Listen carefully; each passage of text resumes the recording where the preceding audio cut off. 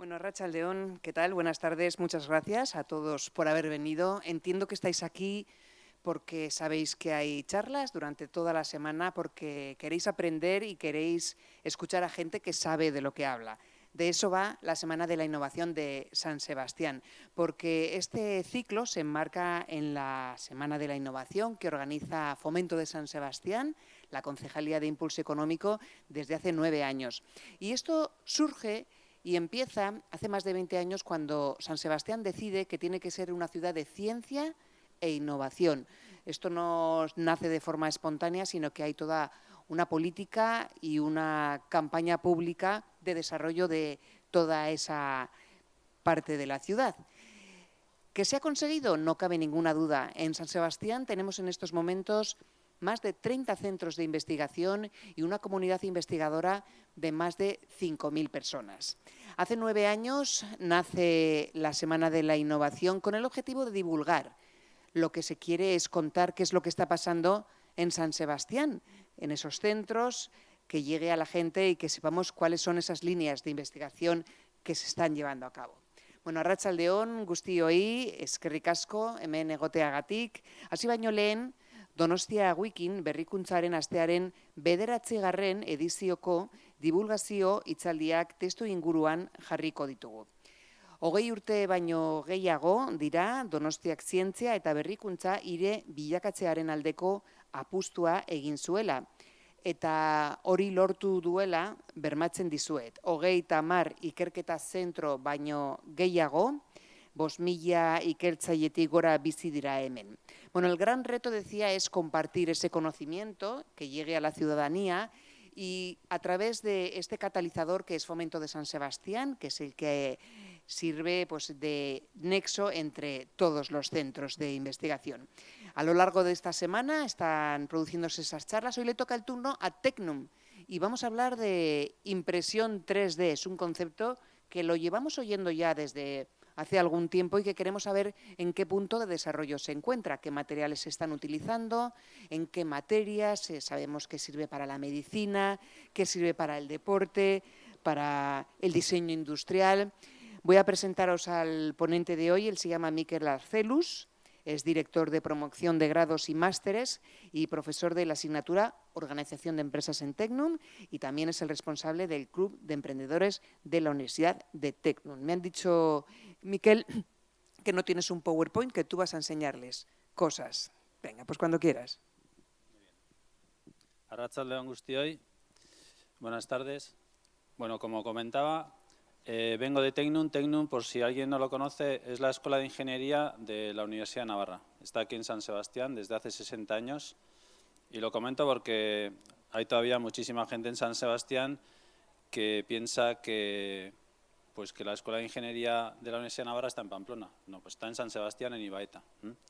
Cuando queráis podéis pasar y visitarnos. Entonces, hoy me toca hablar de la impresión 3D. Entonces, en relación a la impresión 3D, claro, lo tenía un poco complicado a la hora de preparar porque no sabía qué público iba a tener delante. Yo estoy habituado a dar algunas charlas a alumnos de bachiller, todos son de primero de bachiller o de segundo de bachiller, sé lo que saben y me adapto a lo que ellos ya saben. Pero claro, aquí veo que hay una niña de, no sé, 12 años, ¿no? ¿O cuántos? 10, perdona, 10, y hay gente de más edad. Habrá gente que sabe mucho mejor que yo lo que es la impresión 3D y otros, pues, quizá que no tengan ni idea de lo que es la impresión 3D. Tampoco voy a empezar explicando qué significa 3D. Todos me imagino que sabréis lo que es 3D, ¿no? Entonces, voy a seguir así. Tú sabes, ¿no? Muy bien, fenomenal. Entonces, la impresión 3D, cuando hablamos de esta tecnología, a veces nos fijamos en cosas muy triviales. Pues el que se ha comprado una máquina para imprimir en 3D, que la tiene en casa e imprime pues un tenedor, porque ahí la tiene, en la aplicación que ha comprado se pueden imprimir tenedores e imprime un tenedor. Y en Navidades pues saca tenedores impresos y queda muy bien ante los invitados. Pero bueno, con las impresoras 3D se pueden hacer cosas más serias. Por si hay alguien que no sabe cómo funciona una impresora 3D, es muy fácil de entenderlo.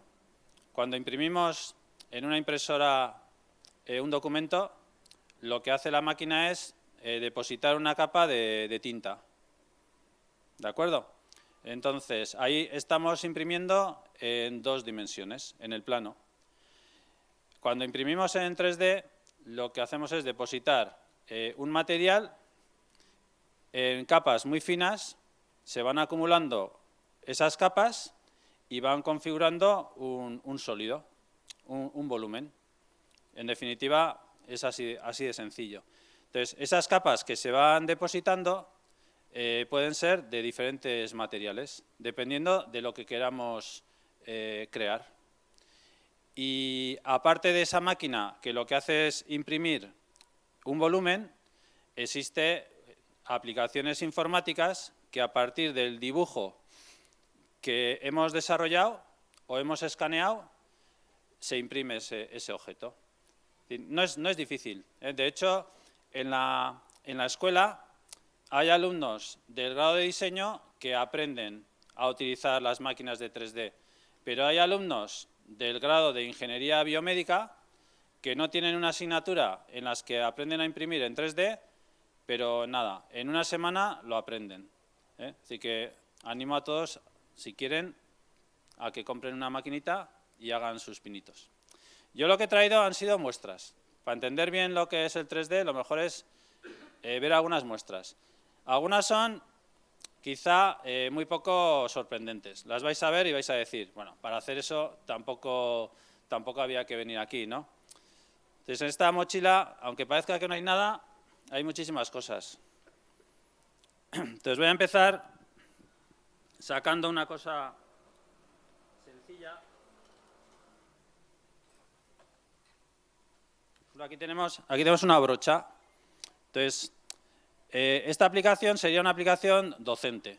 Pues para fomentar la creatividad de los alumnos de diseño, se les da una serie de herramientas y tienen que diseñar diferentes mangos para esas herramientas.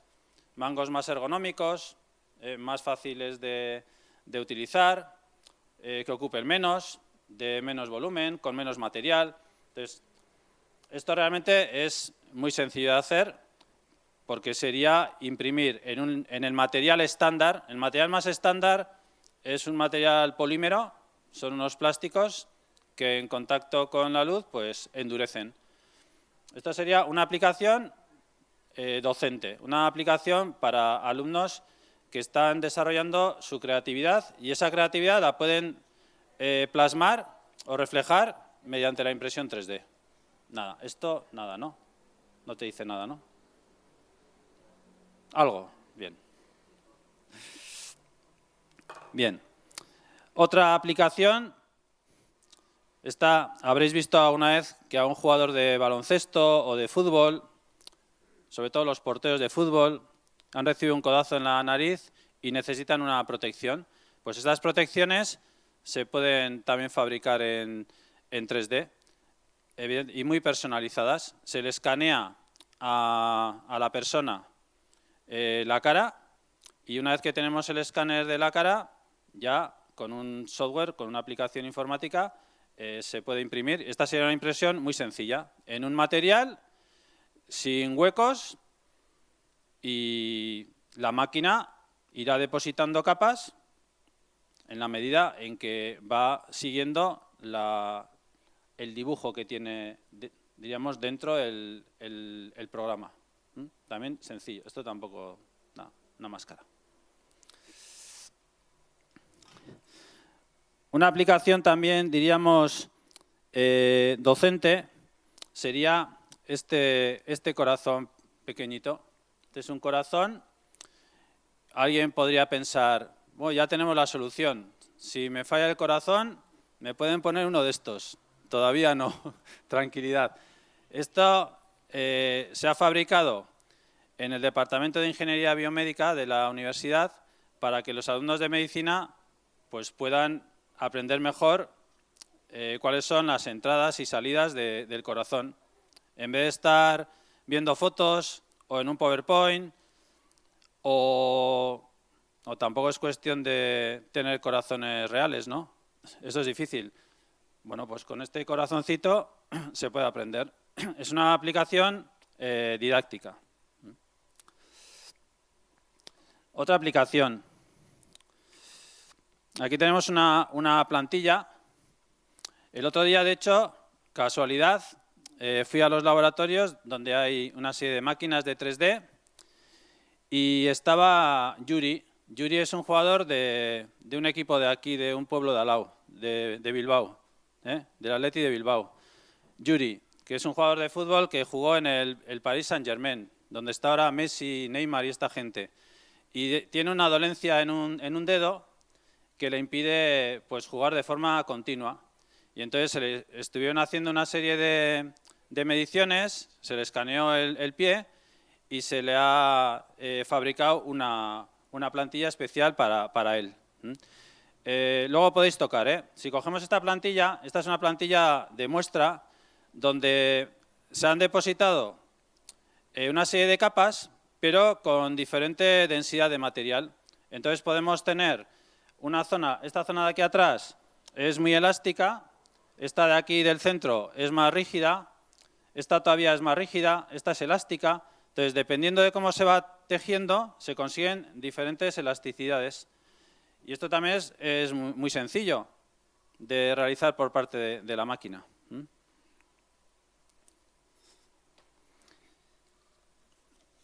A ver qué más tenemos por aquí.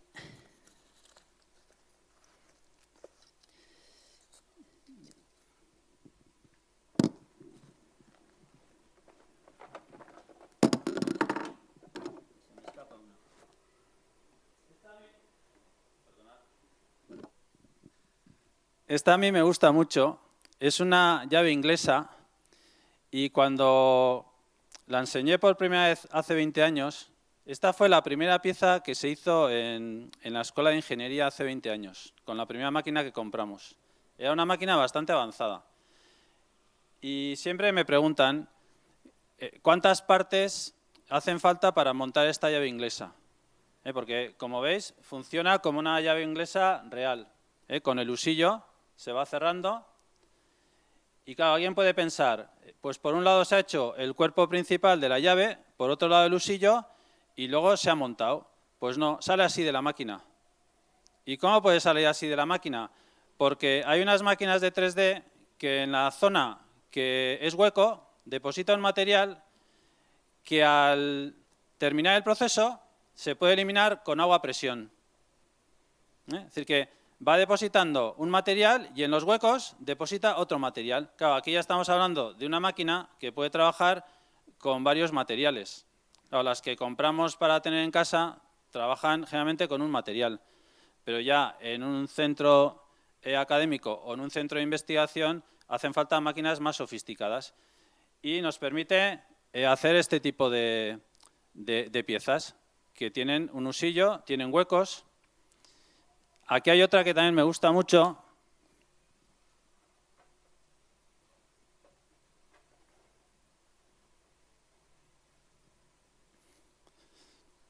Bueno, esto no tiene realmente una aplicación, pero hay 3 piezas que están engranadas.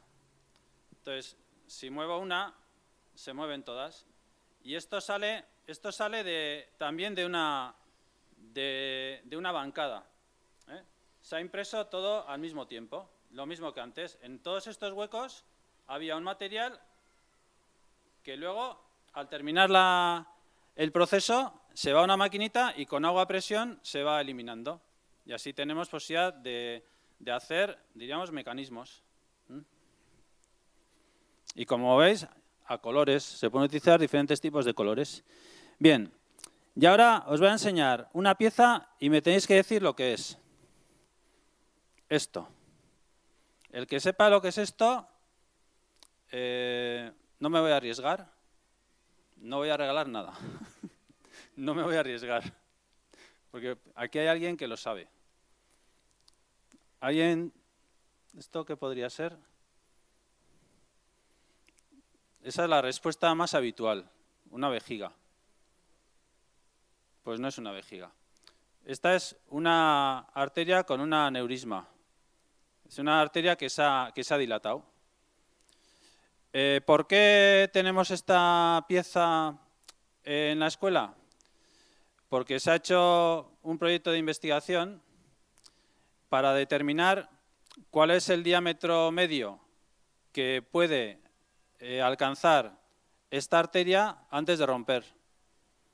Claro, el cirujano se encuentra en una situación en la que o intervenir o no intervenir. Con el tratamiento que está siguiendo puede ir reduciéndose el diámetro o no. Entonces necesitan una referencia para determinar. Claro, no pueden coger vejigas naturales. Entonces las máquinas de 3D pueden imprimir, ¿he dicho vejigas? No pueden coger arterias inflamadas, pero sí que podemos imprimir arterias con las mismas características que las reales y someter a estas arterias a unos ensayos de dilatación y de ruptura en una serie de máquinas. Entonces, esta es una aplicación para un proyecto de investigación. Esta es blandita, es blandita.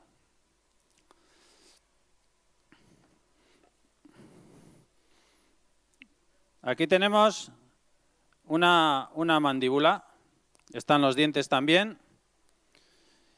¿Por qué he traído esto? En los sótanos de la clínica de la Universidad de Navarra hay un laboratorio. Los que estáis aquí seguramente conocéis a James Bond, ¿no? ¿Le conocéis?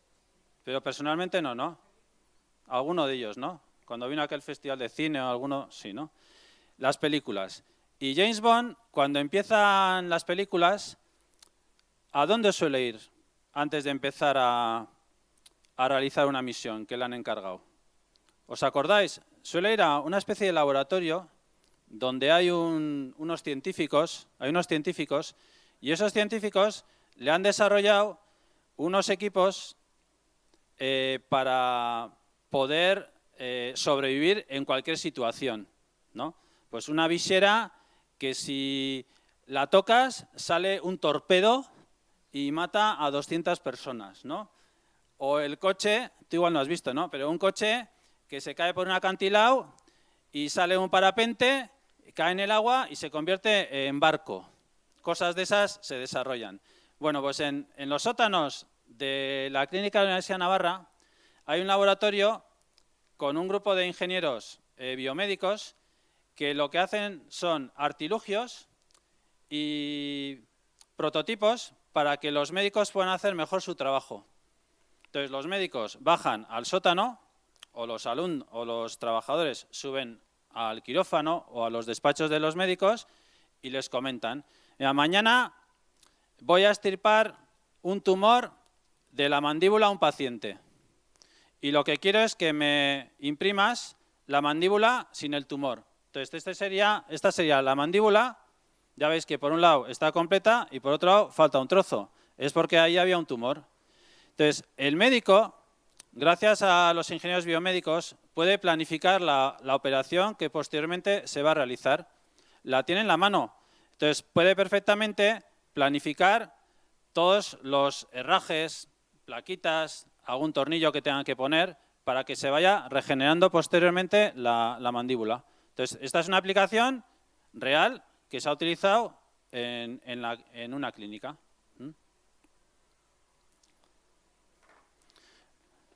Lo mismo, pero con la columna vertebral. Esta es una pieza donde está la columna vertebral y sobra material. Está sin limpiar todavía. Pero bueno, es una columna vertebral, esta no se aprecia bien porque está en negro, donde también se le ha extirpado un tumor y hay que hacer una regeneración de la zona, en la columna vertebral. También se ven, si alguno quiere venir alguna vez a la escuela, está invitado, se ven muchísimas columnas vertebrales. Vas a un laboratorio, una columna vertebral. Parece un museo de estos de historia, donde hay huesos de dinosaurios, pero son columnas vertebrales. ¿Y por qué? Porque también se utilizan para trabajar con los robots colaborativos con los médicos. Para que un robot pueda hacer una operación quirúrgica en la espalda, en la columna vertebral, para mejorar la precisión de esa intervención se utilizan biorobots. Son unos robots que han aprendido previamente a la intervención por parte del cirujano lo que tiene que hacer y le permite que la precisión de la intervención, de la colocación de los anclajes, plaquitas, tornillos que van a utilizar sea más precisa y que no tengan riesgo de provocar pues, un mal mayor en una intervención.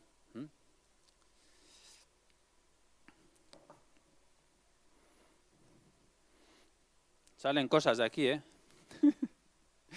Parece una caja negra. Bueno, aquí tenemos una arteria con unas ramificaciones. Un cirujano cardiovascular tiene que hacer una intervención, tiene que meter una sonda y hasta hace poco, ¿qué le daban? Pues le daban imágenes. Claro, con las imágenes no es fácil hacerse una idea de lo que te vas a encontrar. Pero mediante la tecnología de 3D, bueno, previamente hay que hacer un escáner al paciente. Se obtiene una serie de imágenes y con eso el doctor, el médico, tiene perfectamente visualizado y puede ya planificar, como decía antes también, la intervención y por dónde va a tener que introducir la sonda para llegar a ese punto. Claro, todos no tenemos las mismas ramificaciones, sino con tener una de estas sería suficiente. La de cada uno es diferente, como la columna vertebral.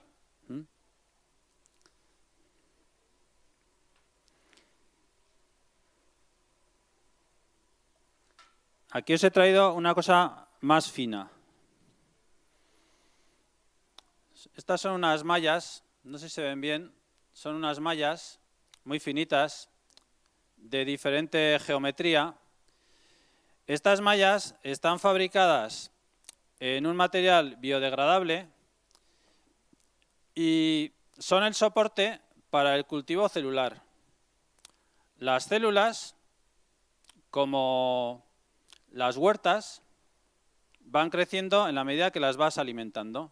Es decir, si nosotros tenemos una huerta, vamos fumigando, vamos quitando los bichitos, vamos regando y los tomates van creciendo.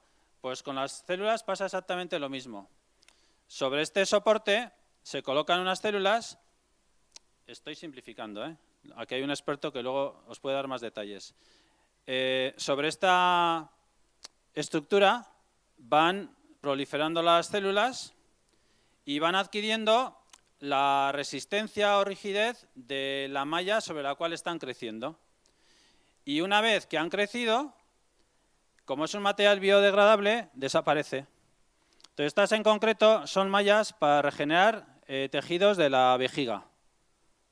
Le comentaba aquí a un compañero mío que, bueno, preparando esta sesión, el domingo estuve mirando a ver qué cosas nuevas podría haber y salía una investigadora mexicana que decía que había regenerado la necrosis de un corazón. Si una persona ha sufrido un infarto, se queda parte del corazón muerta, claro, lo ideal sería el poder regenerar el corazón, cosa que todavía no ha ocurrido. Yo creo que se estaba lanzando de la moto porque no termino de creer.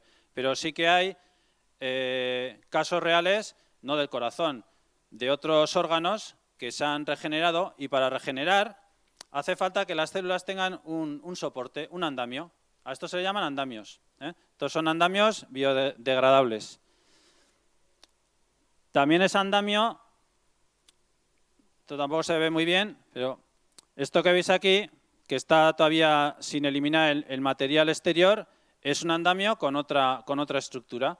Las celulitas van creciendo, aprovechando ese andamio para que adquieran consistencia y lo más sorprendente de todo, yo no me lo termino de creer, pero eso dicen los ingenieros biomédicos, es que en función de las características de este andamio, que sea más o menos rígido, el tejido que se consigue también es más o menos rígido, es decir, que las células van aprendiendo y se van adaptando al entorno en el que están. Y aparte de eso, se les puede someter a corrientes eléctricas para que aprendan a transmitir corrientes eléctricas a través de ellas. Así que se pueden hacer muchas cosas con las células, porque las células tienen capacidad de aprender. Aunque están programadas, también tienen capacidad de aprender.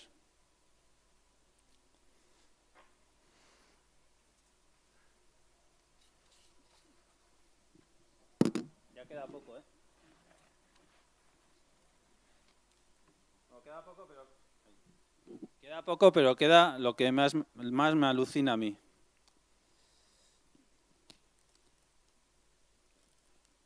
Aquí tengo, bueno, antes de sacar,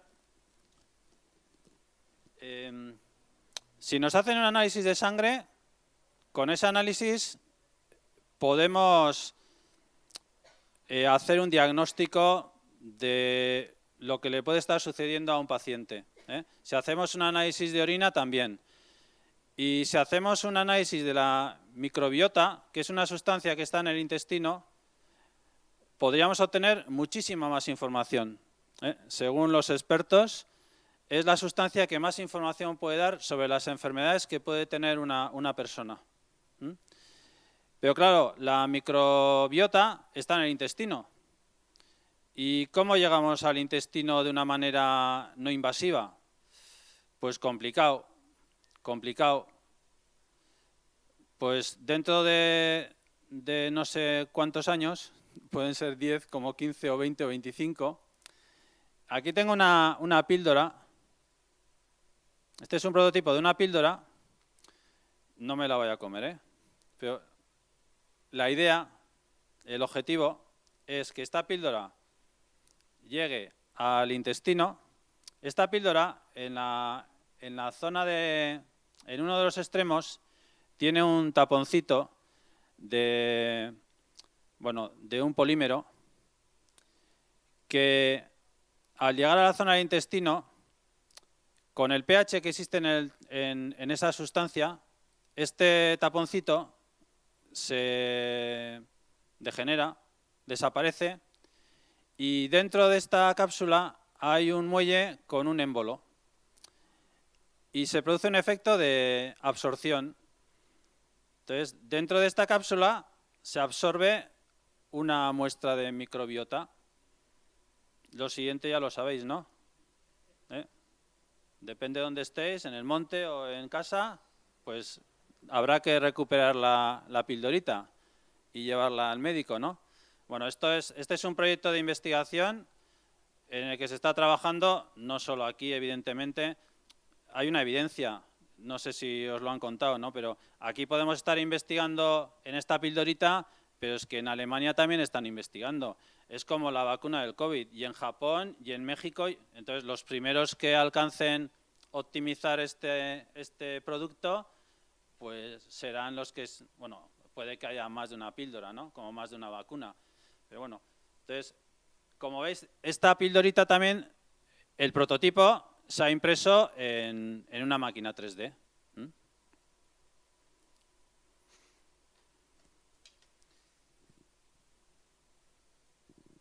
Y poca cosa más queda. Sí, queda el árbol arterial que hemos visto, pero flexible.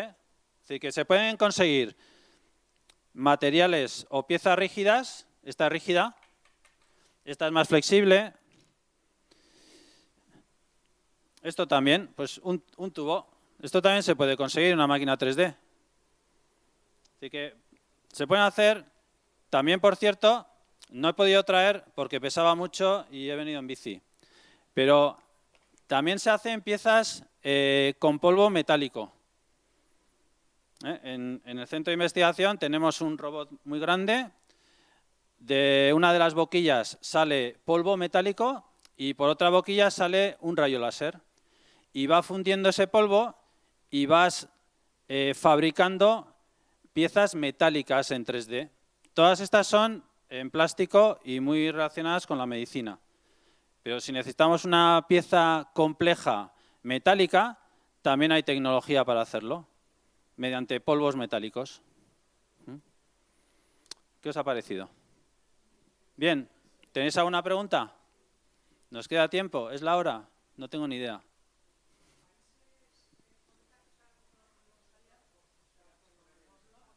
Ya le llevo yo. Digo, si los países, como has comentado, que están investigando en varios, cuando consiguen algo o se hacen con la propiedad para, no sé, para venderla o conectáis como... Bueno, a ver, en fases de... En unas primeras etapas, como hay congresos y aparte hay muchos proyectos, por ejemplo, la Unión Europea financia muchísimos proyectos y lo que se persigue es que diferentes centros de investigación de diferentes países colaboren entre ellos. En la medida que hay más colaboración, más fondos va a recibir ese proyecto. Entonces, de esa manera se difunde el conocimiento, porque para que la ciencia avance, el conocimiento hay que difundirlo. Si se pone un investigador solo a trabajar sin difundir, bueno, pues se pierden muchísimos recursos. Eso es. Entonces, generalmente, si oímos, por ejemplo, no, en el País Vasco va a ser el primer país del mundo que va a conseguir no sé qué. Claro, luego hay que leer la letra pequeña. En ese proyecto está el País Vasco, está la Universidad Politécnica de Madrid, está la Universidad Politécnica de Milán y está el Instituto Max Planck de Zúrich. ¿Vale? Pero bueno, aquí saldrá lo nuestro. ¿Alguna pregunta más? Toma. Pregunta fácil, ¿eh? Una cosa, ¿se puede hacer comida 3D comestible? Sí, claro. Sí, claro. ¿Y cómo se hace? ¿Cómo? Lo mismo, pero en vez de meter... A ver, yo no he visto cómo funciona, pero sentido común. Imagínate, ya desde hace muchos años se hace los churros. ¿No has visto los churros en las...? ¿No has ido nunca a comprar churros? ¿Y qué es? Tú metes una masa y sale un churro, ¿no? Vale, pues imagínate que en vez de meter... metes esa masa, muchos tipos de masas, ¿no? Y la máquina lo que va es depositando esa masa en capas muy finas. Entonces podrías hacer una masa muy fina de harina de unas características, una masa muy fina de tomate, una masa muy fina de espinacas, una masa muy fina de aceituna, una masa muy fina de limón, una masa muy fina y podrías presentar, bueno, dentro de unos años tú te compras una, oye, llega tu mujer o tu compañera, lo que sea, a casa y le pones un plato ahí maravilloso, una flor de berenjena con chorizo y jamón serrano, ¿no? Todo impreso. ¿Te parece bien? ¿Te lo has creído? Muy bien. No, a ver, en vez de depositar material plástico polímero, es material orgánico. Sí, ¿te gusta? Pues para Reyes pides una.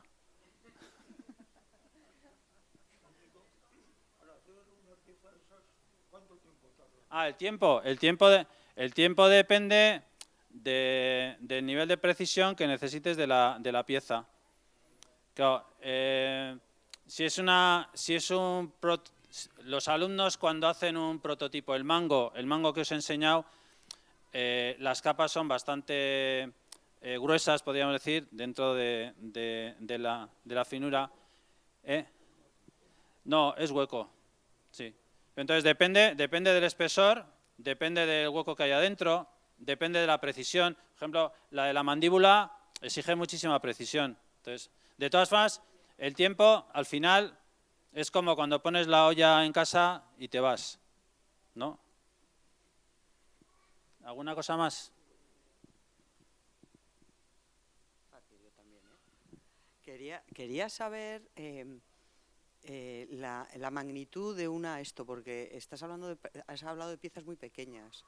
¿Hasta dónde? Y sobre todo a nivel de software, ¿qué va por delante? ¿El software o la magnitud de una impresora 3D que me imagino que podría estar en cualquier centro de investigación, en cualquier industria? O sea, al final a nivel global tú puedes decir, quiero una pala de un aerogenerador y fabricarla, con lo cual los costes y todo eso...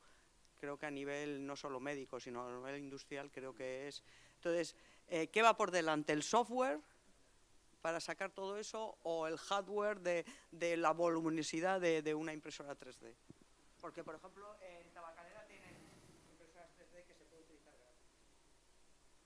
Sí. No, las nuestras gratis no se pueden, ¿eh? Eso es. Bueno, la magnitud, cuando has dicho la magnitud, lo primero que me ha venido es, hay casas que se fabrican en 3D, ¿no? Es decir, que es a nivel de ingeniería, a nivel de, diríamos, de estructura, ¿no? Y de cinemática, y de mecánica, y de, diríamos, de motores que necesitas para el movimiento de todas de esos sistemas brazos, ahí no veo ninguna limitación. Y en la otra limitación del software tampoco. Entonces, yo más veo desde el punto de vista de hasta qué punto es rentable, ¿no? El fabricar algo con esa tecnología, ¿no? Pero, por ejemplo, el poder fabricar la carrocería de un coche con esa tecnología es posible. Lo que pasa es que sería rentable para coches personalizados, ¿no? Lo que decíamos del tiempo, necesitarías muchísimo tiempo. En cambio, una chapa conformada con un troquel, sí, ya, pero llegar a lo que es transformar una chapa en la carrocería de un coche que se hace en segundos, ¿no? Pla, pla, pla, pla. Estos son muchos movimientos y distancias que tiene que recorrer el cabezal. Muy bien. Sí, era comentarte un poco la relación que tiene la universidad, o sea, la Tecnun en este caso, con las empresas respecto a, o sea, vais vosotros a las empresas vienen, vosotros investigáis y os intentáis buscar empresas, etcétera, etcétera. Es un poco... Las dos cosas. Es decir, la universidad, bueno, aquí tenemos Tecnun y el CEIT. Somos socios, estamos unidos físicamente también. Entonces, en el CEIT Tecnun hay un departamento comercial que tiene que conseguir proyectos con las empresas. También proyectos con otros centros de investigación, como he comentado. Por otro lado está la docencia. A nivel de docencia nos pueden interesar empresas diferentes a las que nos interesan por motivos de investigación. Por ejemplo, pues los ingenieros de diseño necesitan empresas que tengan diseño propio. Tampoco hay muchas empresas que tengan diseño propio y las empresas que tienen diseño propio quizá la investigación no es su fuerte. Entonces tenemos que ir a buscar empresas que tengan un departamento de diseño y que les ofrezcan retos a nuestros alumnos. Entonces, por ejemplo, pues podemos ir a empresas de máquina herramienta y entonces les ofrecen a los alumnos retos de diseñar un brazo para una aplicación muy concreta que tienen, ¿no? Entonces, la relación, aparte que después de tantos años, pues como os digo, son 60 años, ya saben las empresas cuáles son los departamentos y áreas de investigación y vienen a buscar ayuda, ¿no? Eso es.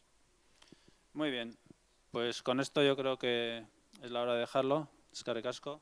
Un aplauso, ¿no? Por favor, Mikel, eskerrik asko.